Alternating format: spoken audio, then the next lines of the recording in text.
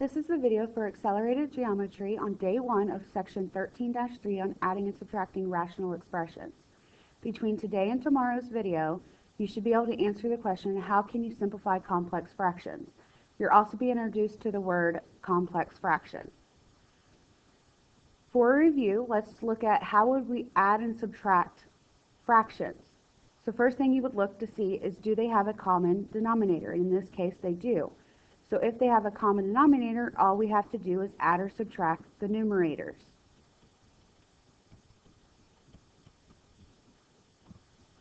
If they don't have a common denominator, you've got to find the least common denominator. And just for practice, to kind of give you a heads up of what we're going to end up doing here in a few minutes, is if you can't tell by looking at 12 and 8 that the common denominator is 24, then write out your prime factorization for the two numbers. And if you remember, prime factorization can be found using factor trees. But 12 can be written as 2 times 2 times 3. And 8 can be written as 2 times 2 times 2.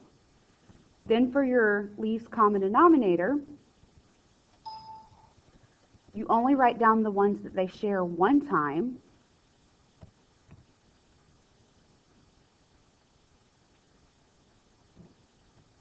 And then you look at what's still remaining. So in 12 you still have a 3, and in 8 you still have a 2. So then if we multiply all that through, 2 times 2 times 3 times 2 is 24.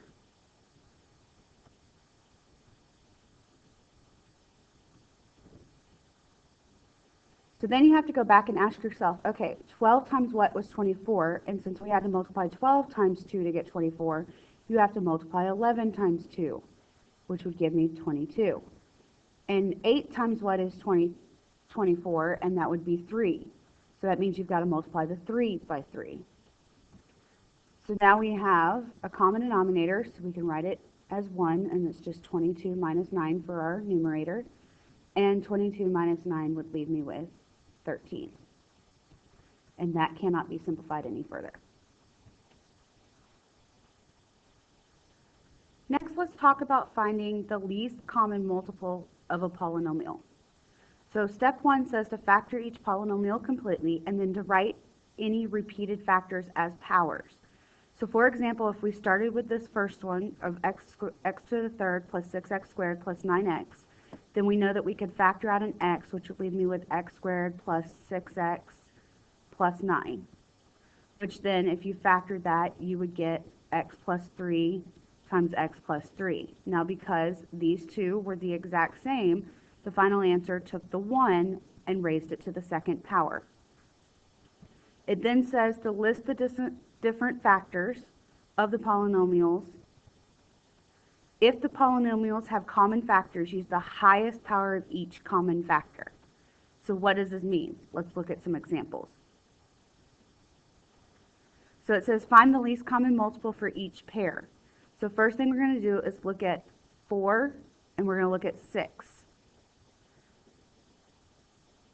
All right, let's do 4x squared y to the third. So we could take 4 and break that up to 2 times 2. That would be the prime factorization. When it comes to your variables, leave them as they are. So then for the 6x to the fourth, y to the fifth, 6 can be broken up to 2 times 3. And then you have x to the fourth and y to the fifth. So then my least common multiple, the one that they share, only gets written once. The 4x squared y to the third has another 2. The 6x to the fourth y to the fifth has another 3. Then when it comes to your variables, you're always going to take the one with the highest degree, because you can't make x to the fourth x squared, but you can make x squared x to the fourth. So then for your x's, your highest is the fourth, and for your y's, it's y to the fifth. So if I multiply these out, 2 times 2 times 3 would give me 12x to the fourth y to the fifth. Let's try another one. So your first step is to factor. So at this point, we should be able to factor.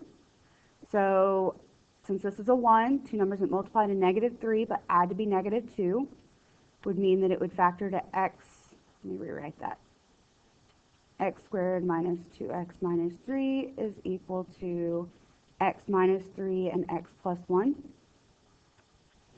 X squared minus x minus 6 would factor to x minus 3 and x plus 2. So then my least common multiple, the one that is shared, only gets written once.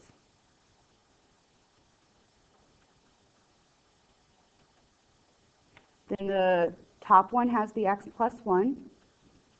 The bottom one doesn't have, and the bottom one has x plus 2 that the top doesn't have. So you could actually multiply this all out to get one polynomial that's the least common multiple. But I'm okay with you leaving it like this.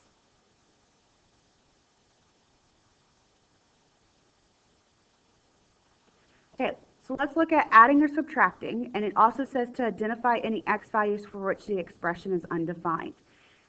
The identify any x values for which the expression is undefined is asking you for the x values that make the denominator 0, because if you remember, you cannot divide by 0.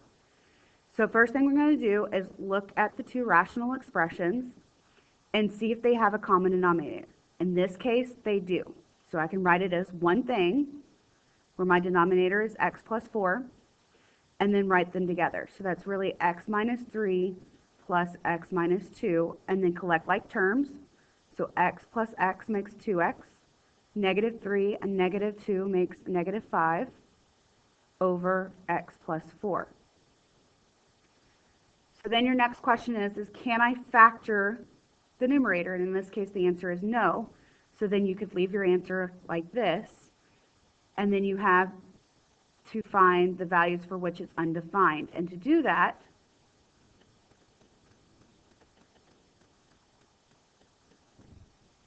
you're going to take the denominator, set it equal to 0, and solve for x.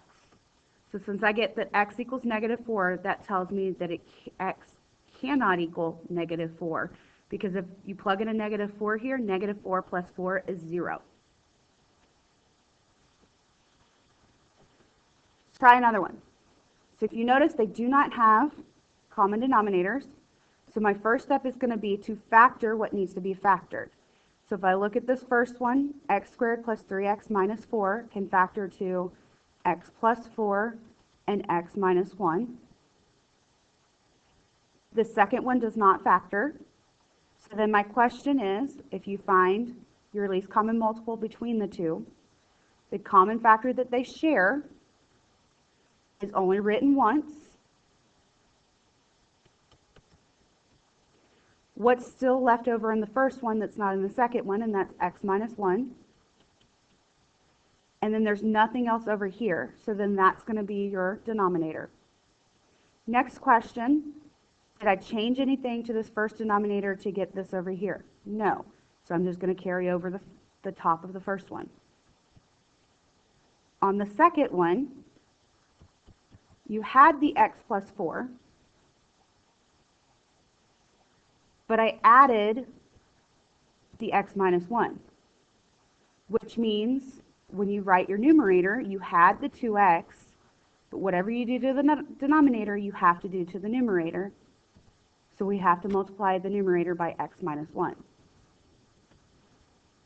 So then that gives me x minus 3 plus, distribute, that's 2x squared minus 2x. Now I can write it all over, x plus 4, x minus 1.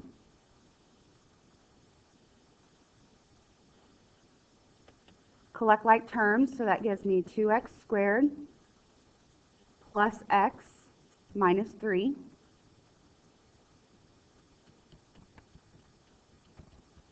Then ask yourself, can I factor the numerator? And in this case, the answer is yes.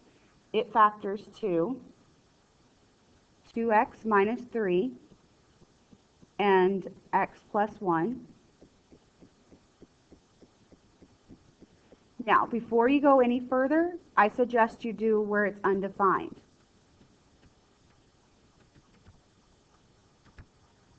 Because if we look, you have two things on the bottom here. So it's undefined at x plus 4 equals 0, which gives me x equals -4, which means that x cannot equal -4. And you also have x minus 1 equals 0, which tells me x equals 1, so x cannot equal 1. So there are your domain restrictions. And then does anything up top have anything in common with what's on bottom? There's no common factor, so nothing cancels, which means your final answer, you're going to FOIL the top back together, which we already know should be 2x squared plus x minus 3, and then FOIL the bottom together, which is going to give you x squared plus 3x minus 4. And so that would be your final answer.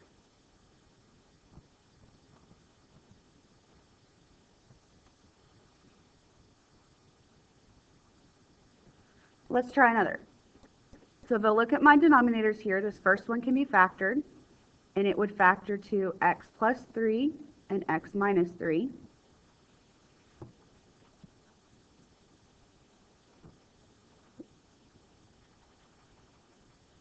So for my first fraction here, the denominator would be x plus 3, x minus 3. How do I know that? Because if I look, they share x plus 3, and then there's nothing else left over here, but I still need that x minus 3. So up top's going to stay the same. We have a minus. I still have my x plus 5 over x plus 3. But what do I need to multiply this one by so it has the same denominator? And that's going to be x minus 3. And whatever we do to the denominator, we have to do to the numerator. So that gives me 2x squared minus 30. FOIL this together, and we're subtracting it, which is going to give me x squared plus 2x minus 15 over x plus 3, x minus 3. Distribute your negative. So that's 2x squared minus 30 minus x squared minus 2x plus 15.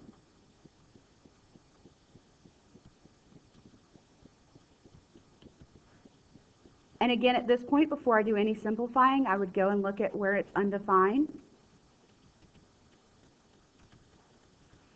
And we have that x plus 3 equals 0, and we have that x minus 3 equals 0.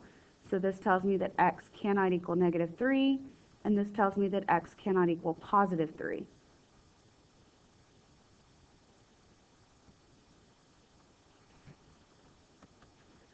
And then collect like terms over here. So 2x squared minus x squared is going to leave me with x squared. Then we have a minus 2x. -30 and +15 is -15.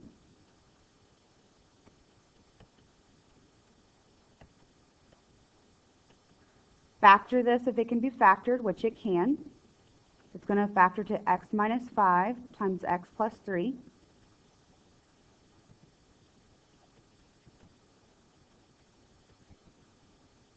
Then, if you notice, both the numerator and denominator share x plus 3, so we can cancel those out.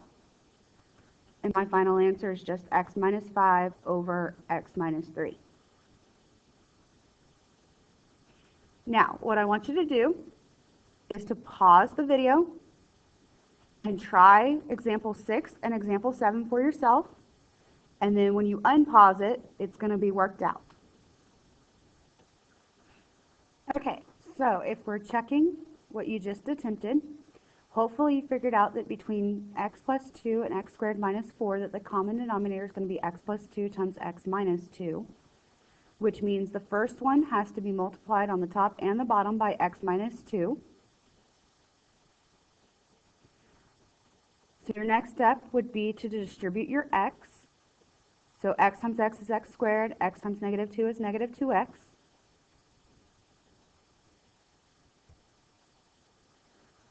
Then we have x squared minus 2x plus a negative 8, which is just going to be x squared minus 2x minus 8 all over x plus 2 times x minus 2. At this point, I went off to the side and found when this was undefined, so that if anything canceled, I didn't leave off one of my undefined answers. So x plus 2 equals 0 tells me that x cannot be negative 2, and x minus 2 equals 0 tells me that x cannot equal positive 2. Then I factored the top to get x minus 4 times x plus 2, and then I saw that x plus 2 cancels. So my final answer for example 6 is x minus 4 over x minus 2.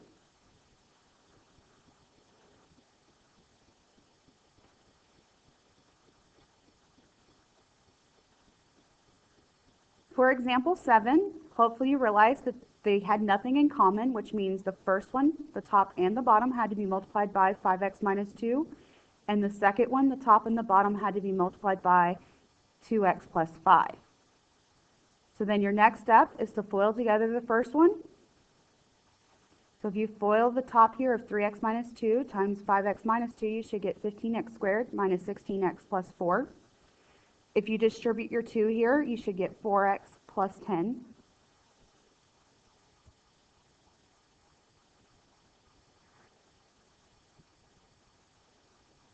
Then we're subtracting here, so all I did for my next step was distribute the negative. So that gave me 15x squared minus 16x plus 4 minus 4x minus 10. Collected like terms to give me 15x squared minus 20x minus 6. And then before I went any further, I went off to the side to find the two numbers where it was undefined. So 2x plus 5 equals 0 tells me that x cannot be negative 5/2. And 5x minus 2 equals 0 tells me that x cannot equal positive 2/5. And then if you try and factor this, it will not have anything in common with the denominator, which means your final answer is going to be 15x squared minus 20x minus 6 over 10x squared plus 21x minus 10. How did I get this denominator? I FOILed back together the 2x plus 5 and the 5x minus 2.